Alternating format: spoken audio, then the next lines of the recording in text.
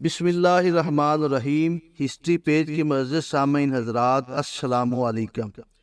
ناظرین، آج ہم حضرت موسیٰ علیہ السلام اور ایک چرواہے کا واقعہ آپ کو بتائیں گے کہ چرواہا کس طرح اللہ تعالیٰ سے اپنی محبت کا اظہار کرتا ہے کہ مولا اگر تو میرے پاس ہوتا میں تیری کنگھی کرتا، تیرے کپڑے دھوتا، تیرے گھر کی صفائی کرتا۔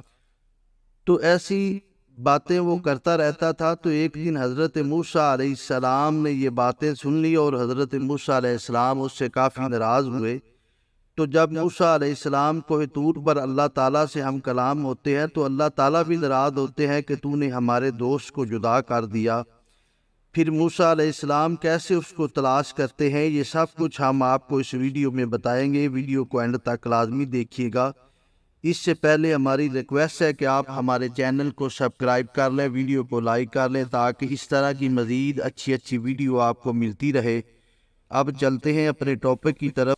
حضرت موسیٰ علیہ السلام کے زمانے میں اللہ عز و جل سے محبت کرنے والا ایک مجذوب بکریاں چرایا کرتا تھا، بالکل تنہا، الگ پہاڑوں ویرانوں میں، دنیاوی خرافات سے دور رہ کر اللہ تعالیٰ سے محبت کی یک طرفہ باتیں کرتا رہتا تھا۔ اے میرے مالک، تو میرے پاس ہو تو میں تیری خدمت کروں، تیری جوئیں نکالوں، تیرا سر دھوؤں، تیرے سر میں کنگھی کروں، تیرے سر میں تیل لگاؤں، رات کو سوتے وقت تیرے پاؤں دباؤں، تیرے سونے کی جگہ کی صفائی کروں، تیرے کپڑے دھوؤں، تجھے دودھ پیش کروں۔ اگر تو بیمار ہو تو تیرا غم خار بنوں، اگر تیرا گھر دیکھ لوں تو صبح و شام میں دودھ اور گھی لے کر تیرے دروازے پر آؤں۔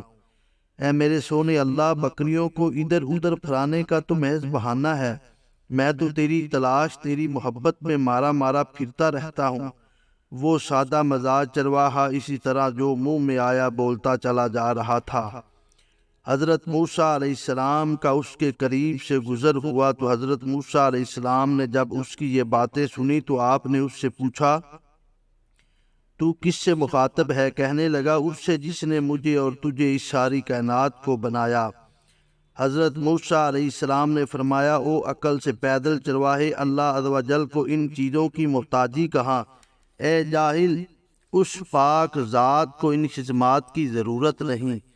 تیرے کفر نے دین کے قیمتی لباس کو گدڑی بنا دیا۔ اے بدبخت، خبردار، آئندہ سے ایسی فضول باتیں منہ سے نکالی تو اگر تو نے اپنی زبان بند نہ کی تو غیرت حق آتش بن کر کائنات کو جلا ڈالے گی۔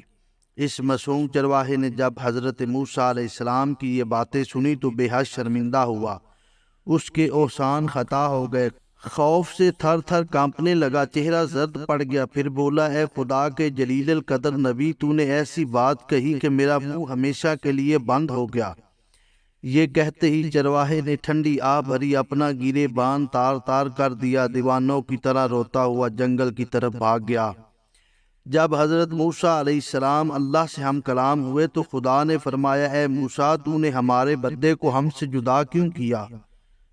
تو دنیا میں جدائی ڈالنے کے لیے آیا ہے یا ملانے کے لیے؟ خبردار، اس کام میں احتیاط رکھ۔ ہم نے اپنی مخلوق میں سے ہر شخص کی فطرت الگ بنائی ہے اور ہر فرد کو دوسرے سے جدا عقل بخشی ہے۔ ایک بات ایک کے حق میں زہر کا اثر رکھتی ہے اور دوسرے کے حق میں تریاق کا۔ جو شخص جس زبان میں بھی ہماری حمد و ثنا کرتا ہے اس سے ہماری ذات میں کچھ بھی کمی پیشی واقع نہیں ہوتی۔ ہم کسی کے قول و فعل اور ظاہر پر نگاہ نہیں کرتے، ہم تو باطن دیکھتے ہیں۔ اے موسیٰ، دیوانوں، دل جلوں اور ہارے ہوئوں کے عذاب اور ہی ہوتے ہیں۔ حضرت موسیٰ علیہ السلام یہ سن کر پریشان ہوئے، پھر اسی بے چینی میں اس چرواہے کی تلاش میں جنگل کی طرف چل پڑے۔ صحراؤں بیاباں کی خاک چھان ماری لیکن اس دیوانے کا کہیں پتہ نہ چلا۔ حضرت موسیٰ علیہ السلام نے تلاش جاری رکھی یہاں تک کہ آپ اسے پا لینے میں کامیاب ہو گئے۔ چرواہے نے انہیں دیکھ کر کہا کہ اے موسیٰ، اب مجھ سے کیا خطا ہوئی کہ تو یہاں بھی آن پہنچا؟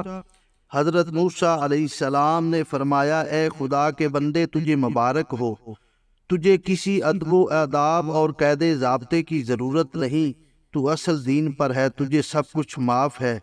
پیغمبر خدا کی یہ باتیں سن کر چرواہے کی آنکھوں میں آنسو بھر آئے اور عرض کرنے لگا، اب میں ان باتوں کے قابل کہاں؟ میرے دل کا خون ہو چکا ہے، اب تو میری منزل سدرۃ المنتہا سے بھی آگے ہے۔